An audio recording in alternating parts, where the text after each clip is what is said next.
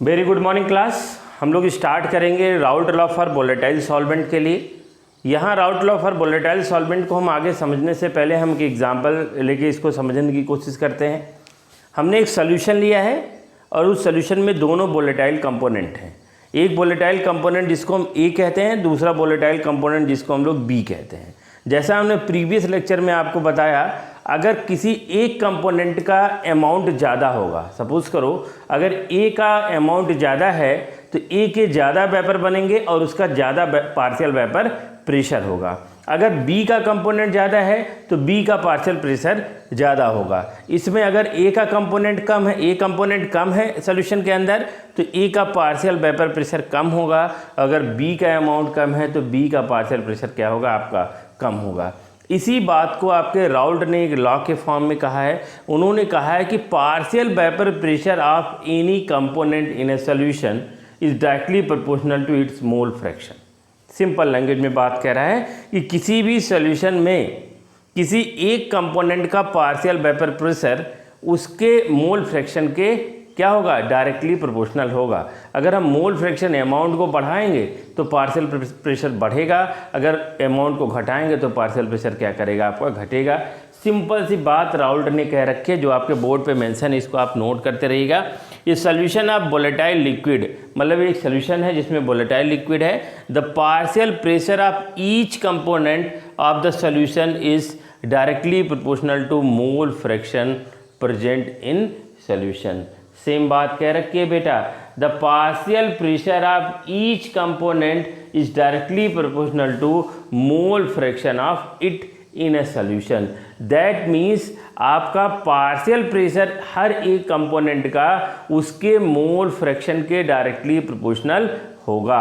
अगर मैं एक सोल्यूशन लेता हूं जिस सोल्यूशन में आपके दो कंपोनेंट है, दोनों वोलेटाइल है, और एक वोलेटाइल कंपोनेंट जिसको हम लोग ए कहते हैं, दूसरा वोलेटाइल कंपोनेंट बी कहते हैं, तो जो मैंने लॉ में बात कर रखी है, जो राउल्ट ने लॉ में बात कर रखी है, उसको हम लोग मैथमेटिकली अगर एक्सप्रेस करने की कोशिश करते हैं तो देखते हैं, हम लोग कहते हैं partial vapour pressure of component A is directly proportional to mole fraction of A. जो आपने कह रखी वही बात आपने कहा। अगर हम किसी भी प्रोपोर्शनल साइन को हटाते हैं तो यहाँ इक्वल का साइन लगाते हैं, और इक्वल का साइन आएगा तो ये कांस्टेंट आता है, तो यहाँ एक फॉर्मूला हो जाएगा, partial vapour pressure of A equal to K1 जाई ए। जाई ए क्या है, this is the mole fraction of component A. अगर हम कहते हैं कि सोल्यूशन में केवल आपका जाई ए है, मतलब सोल्यूशन में केवल एक ही कंपोनेंट है, मतलब मैंने एक मिक्सचर नहीं बनाया है, अभी हमने एक सॉल्वेंट लिया है जो वोलेटाइल है जिसमें केवल ए है, तो हम आपको पता है कि जाई ए प्लस जाई बी इक्वल टू होता है 1। अगर मैं कहता हूँ इसकी वैल्यू 1 है तो जाई बी की वैल्यू कितनी हो जाएगी, जाई बी इक्वल टू क्या हो जाएगा, 1 - 1, जाई बी की वैल्यू हो जाएगी 0। तो अगर केवल एक ही कंपोनेंट है तो जाई बी की वैल्यू क्या हो जाएगी 0, और जाई ए की वैल्यू क्या हो जाएगी 1।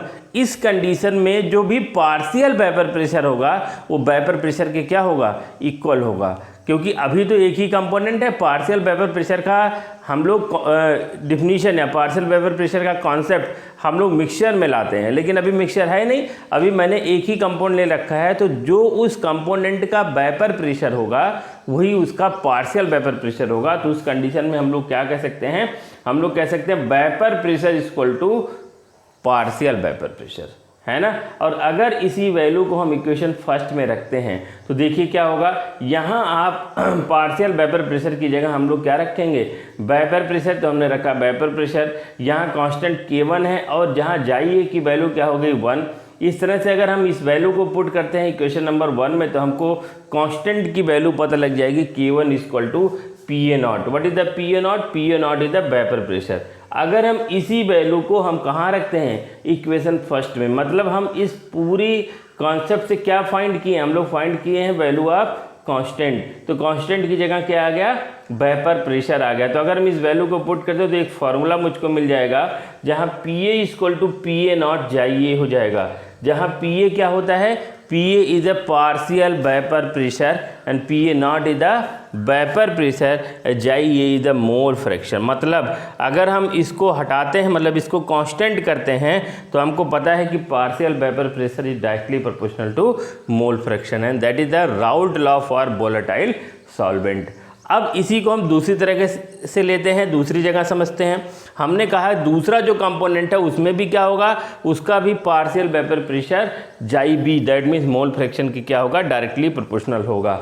अगर हम यहाँ भी किसको हटाते हैं, प्रोपोर्शनल साइन को हटा के इक्वल का साइन लगाते हैं, तो इक्वल का साइन लगाएंगे तो कांस्टेंट के साथ आएगा, तो यहाँ कांस्टेंट क्या आ जाएगा, K2 आ जाएगा। अब हमको क्या करना है, इस K2 की वैल्यू को फाइंड करना है। K2 को वैल्यू को फाइंड करेंगे तो सपोज करेंगे हमारा जो सोल्यूशन या हमारा जो मिक्सचर था, उस मिक्सचर में से एक कंपोनेंट को आपने हटा लिया। वो कंपोनेंट किसको हटाया, ए को हटाया। जब ए को हटाया तो केवल बी है, और केवल बी है तो उस समय आपका जाई बी की वैल्यू कितनी हो जाएगी, 1, और जाई ए की वैल्यू कितनी हो जाएगी, 0। इस कंडीशन में जो भी उस जाई बी का वेपर प्रेशर होगा वो पार्शियल वेपर प्रेशर के क्या होना चाहिए, इक्वल होना चाहिए। तो होना चाहिए तो क्या हो जाएगा, P B equal to P B nought. ये सारी की सारी वैल्यू हम इक्वेशन नंबर सेकंड में क्या करते हैं, पुट करते हैं। अगर इक्वेशन नंबर सेकंड में पुट करेंगे तो देखिए इस पी बी की जगह हो जाएगा पी बी नॉट, K2 उसी तरह से रहेगा, जाई बी की जगह हो जाएगा 1। तो इस तरह से K2 की वैल्यू आ जाएगी K2 equal to P B nought. P B nought क्या है, पी बी नॉट है आपका वेपर प्रेशर। ये सारी की सारी वैल्यू फिर से इक्वेशन नंबर सेकंड में रखेंगे तो हमको एक फार्मूला मिल जाएगा, क्योंकि हमने K2 की जगह क्या रखना है, आपका पी बी नॉट। तो इतना सारा कहानी इसलिए किया आपने क्योंकि आप इस कांस्टेंट की वैल्यू क्या करना चाह रहे थे, फाइंड आउट करना चाह रहे थे। तो K2 इक्वल टू हो जाएगा पी बी नॉट, और यहाँ पे फार्मूला हो जाएगा P B equal to K2 की जगह हो जाएगा पी बी नॉट जाई बी। तो जो आपने राउल्ट लॉ से कहा वो सारी बातें आपने इसको मैथमेटिकली क्या किया है, प्रूव किया। इसी बात को हम लोग आगे बढ़ाते हैं। हम आपको 1 सेकेंड का समय देते हैं, तब तक इसको नोट करिए। तो हमने फाइंड क्या किया, हमने फाइंड किया P A equal to P A not chi A and P B equal to P B not जाई बी। तो हमने अगर पार्शियल प्रेशर समझ लिया है तो पार्शियल प्रेशर के लिए हम लोग एक लॉ पढ़े हैं, लास्ट ईयर पढ़ा है हमने, Dalton law for partial pressure. Dalton law partial pressure क्या कहता है, according to Dalton law of partial pressure, total partial pressure of the solution equal to partial sum of partial pressure of each component. मतलब क्या है, मतलब ये है कि अगर हम कहते हैं कि पूरे सॉल्यूशन का टोटल पार्शियल प्रेशर अगर हमको फाइंड करना है तो total partial pressure equal to क्या हो जाएगा, partial pressure of A plus partial pressure of B. उसी तरह से आपका अगर हम पी ए की वैल्यू फाइंड करेंगे तो हमको पता है पी ए नॉट जाइए, एंड पी बी की वैल्यू फाइंड करेंगे तो पी बी नॉट चाई बी हमको पता है। तो ये वैल्यू हम इस इक्वेशन में पुट करते हैं तो हमको आ जाएगा P S is the partial vapour pressure of solution equal to P A nought जाइए प्लस पी बी नॉट जाई बी। ये आपका थर्ड इक्वेशन आ जाएगा। तो अगर इससे रिलेटेड कोई न्यूमेरिकल मिलेगा तो हम आगे चल के देखेंगे उसको, है ना। अब यहाँ अब हमको पता है कि जाई ए प्लस जाई बी इक्वल टू 1, ये हमको पता है। इसी तरह से अगर जाई बी इक्वल टू हम लोग लिखेंगे तो जाई बी इक्वल टू क्या हो जाएगा, 1 माइनस जाई ए हो जाएगा। और 1 माइनस जाई ए हो जाएगा तो इस जाई बी की वैल्यू को हम लोग इक्वेशन नंबर थर्ड में क्या करते हैं, रखते हैं।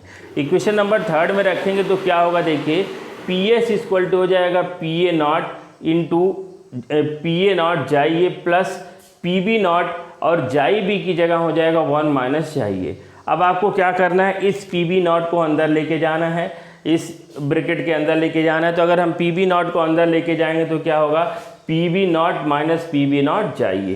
तो इस तरह से देखेंगे ये इसमें और इस वैल्यू में आपका कुछ कॉमन आ रहा है, वो कॉमन क्या है आपका जाइए। तो जाइए कॉमन लेंगे तो हो जाएगा P A nought minus P B nought, और ये पी बी नॉट यहाँ प्लस में आ जाएगा तो हो जाएगा P B nought plus P A nought minus P B nought, bracket close हो जाएगा जाइए। तो ये आपका एक फार्मूला बनकर तैयार हो जाएगा जिसमें हम लोग फाइंड कर सकते हैं। अगर न्यूमेरिकल मिलेगा तो हमको क्या फाइंड करना है, हमको फाइंड करना है partial vapour pressure of solution. तो ये फार्मूला मैं फिर से यहाँ लिख देता हूँ। जो आपको मिला है वो मिला है P S equal to P B nought plus P A nought minus P B nought जाइए। ये आपको फार्मूला मिला है तब जब आपने क्या किया है, जाई बी इक्वल टू 1 माइनस जाइए करा है। अगर हम कहते हैं यहाँ पे आपने क्या किया, यहाँ जाई बी की वैल्यू रखा है किसमें, जाई ए के टर्म में, और अगर हम इस जाई ए की वैल्यू रखते हैं जाई बी के टर्म में तो आपका देखिए क्या होने वाला, आपको पता है जाई ए प्लस जाई बी इक्वल टू 1। तो अगर आपको ये बात पता है तो यहाँ हमने जाई बी इक्वल टू किया था, यहाँ जाई ए इक्वल टू क्या हो जाएगा 1 माइनस जाई बी। अगर इस वैल्यू को आप इक्वेशन नंबर 3 में क्या करते हो, पुट करते हो, इस वैल्यू को इक्वेशन नंबर 3 में आप रखते हो, तो आपका जो फॉर्मूला आएगा, देखिए क्या फॉर्मूला आएगा, फॉर्मूला आएगा PS इक्वल टू, आप सॉल्व करिएगा, फॉर्मूला आएगा PS इक्वल टू, यहाँ PB नॉट की जगह हो जाएगा PA not plus PA not minus PB not, और यहाँ जाई की जगह हो जाएगा जाई बी। बस इतना सा ही क्या आना है, आपका चेंज आना है, बाकी सेम फार्मूला रहेगा। और इस तरह से आप Raoult law for volatile solvent का पूरा कॉन्सेप्ट मैंने आपको बताया। उस पूरे कॉन्सेप्ट में मैंने आपको बताया कि आपका पार्शियल वेपर प्रेशर होता क्या है, और Raoult law partial vapour pressure और मोल फ्रैक्शन के पे क्या रिलेशन निकल के आता है, डायरेक्टली प्रोपोर्शनल का रिलेशन देखा, उससे रिलेटेड जो भी आपका मैथमेटिकल एक्सप्रेशन है उसको आपने देखा। तो आपको करना क्या है, आपको ये जो ब्रैकेट में मैंने लिख रखा है, आप एक काम करिए, आप एक कॉपी बनाइए 10-20 रुपए की, उस कॉपी में कुछ करना नहीं है, जो भी आप जिस चैप्टर का पढ़ रहे हो चैप्टर का नाम डालिए और उससे रिलेटेड फार्मूलों को आप लिखते जाइए एक जगह, जो भी मैं ब्रैकेट में करता जा रहा हूँ। तो जब हम इससे रिलेटेड न्यूमेरिकल सॉल्व करेंगे, तो न्यूमेरिकल सॉल्व करने के लिए पूरी कॉपी आपको देखने की ज़रूरत नहीं है। अगर कोई फार्मूला आप भूलते हो तो आपको करना क्या है, आपको ये कॉपी उठानी है, फार्मूले को चेक करना है और आपको न्यूमेरिकल सॉल्व करना है। तो होपफुली आपको Raoult law for volatile solvent समझ में आया होगा। तो जो लोग अभी हमारे इस लेक्चर को सुन रहे हैं, देख रहे हैं, और अगर मेरे चैनल को सब्सक्राइब नहीं करें तो फटाफट इसको सब्सक्राइब करिए, लाइक करिए और ज़्यादा से ज़्यादा लोगों में क्या करिए, आप शेयर करिए। तब तक के लिए थैंक यू वेरी मच।